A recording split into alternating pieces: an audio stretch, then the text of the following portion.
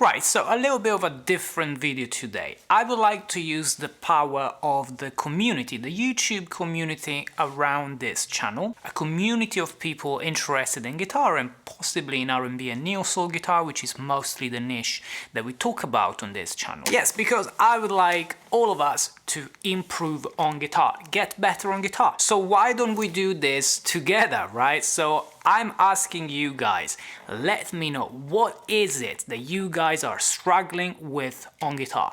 What are things that you are currently working on, and what would you like to see on this channel? How can I help you improving and get better on guitar? So ideally, I would like this to be the discussion in the comments below, but you can also reach out to me directly on Instagram, wherever you like. To give you some ideas and inspiration on how I suggest, for example, to improve on guitar, I would like to briefly touch on 3 points that I think are necessary for everyone. It doesn't matter your level, you may have just started playing the guitar, or you may have been playing the guitar for all your life. And these are things that don't only apply to the R&B and neo-soul genre that we often play on this channel, they apply to whatever you're learning, whether you play the acoustic guitar, the electric guitar. So the first thing is probably not gonna surprise you if you are a viewer of this channel, and it's the attention to timing.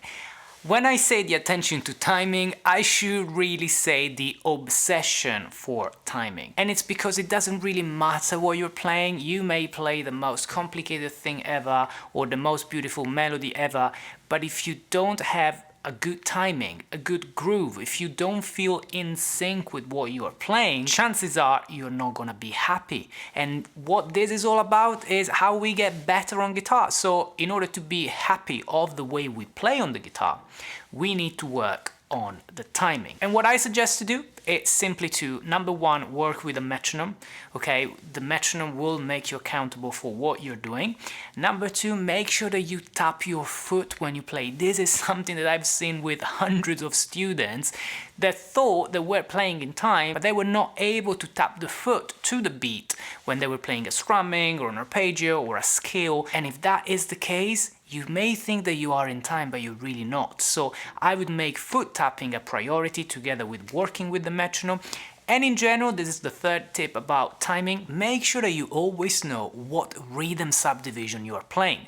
So whether you're playing 8th notes, triplets, 16th notes, you need to know, because that will help you being more aware of everything around you and what you're actually playing, what you're listening to. Number two, guys, is something that I talk a lot about on my courses, that if you're interested in learning guitar with me, you find at the link in the description below, and they are about R&B and neo-soul guitar on acoustic guitar. So yeah, this next point is chord vocabulary. I would encourage you guys to expand your chord vocabulary. Now, if you are just starting out on the guitar and maybe you know only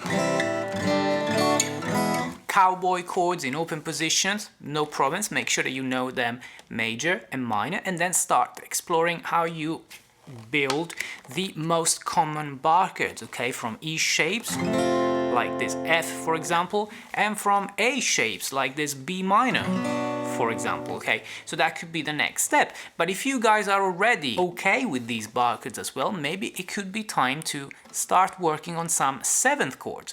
Again, they may be open chords, like learning a C7, okay, or I don't know, a D7, or they may be bar chords with the 7s, like, for example, a C major 7. Okay, and again, if you already maybe play something more jazzy or soul, R&B, and you want to expand your vocabulary even more, maybe go to extended chords like 9th, 11th and 13th. Don't let these numbers, these names put you down, because I promise, guys, this is not rocket science, and every one of you can learn these chords. D minor 9, G13, C major 9. These are all chords that will make sense to you if you have the right path, if you learn them one step at a time.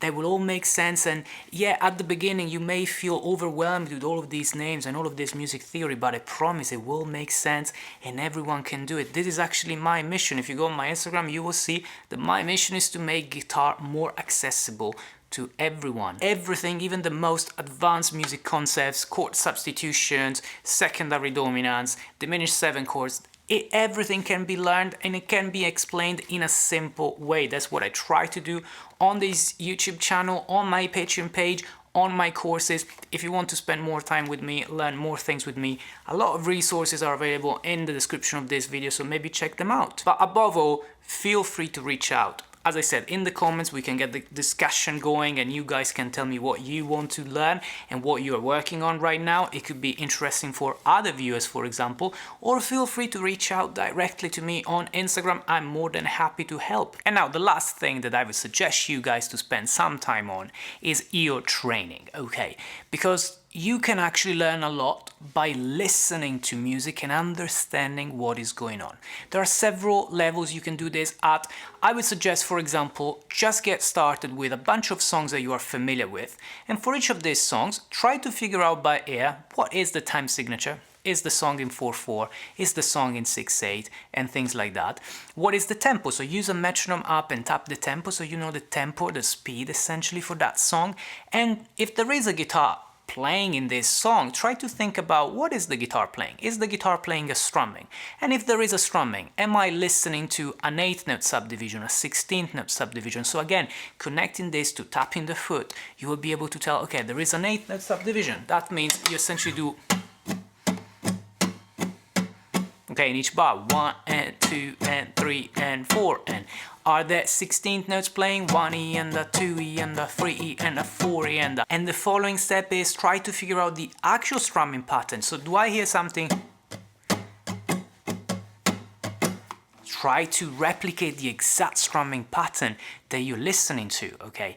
Then the following step for your training could be to figure out a melody. Now a melody could be a single note melody, okay, that you hear. It could be a riff, it could be the actual voicing of a chord, like trying to understand, there is a C major, try to understand, is it played this way, the arpeggio, is it played this way, okay, it's the same chord, but again, the arpeggio will change, so it is an ear training based on a melody.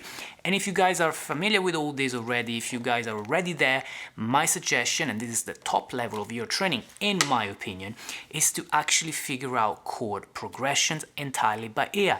Maybe starting out first with the notes in the bass or the top notes of the voicings. Maybe start with something that has a guitar, then you can also do that with other instruments without guitars in the recordings. But try to figure out the chords, try to figure out the chord progressions you're listening to. That will give you such a sense of freedom because you don't have to rely on any resource, you don't have to check for any tutorial on YouTube, for any chords on any of the website, Ultimate Guitar or whatever that you find on Google. You will just rely on your ears, listening to something and being able to decode what you're listening to and actually learn it and play it just by yourself. Now, believe me, there are lots of people that have done this. This is possible. So if you're not there yet, you may feel like, oh, that's impossible, we'll never get there. But you will. You just need to know how to do it. So take your time. Baby steps will go a long way. So yeah, like I said, these are my top 3 suggestions to improve on guitar, no matter your level and no matter what you're actually working on. But I would really like to hear from you. I would like to use this video as the power of the community so that we can all come together and help each other out and see what we can work on together. And that will be my focus on the next videos for this channel with your help.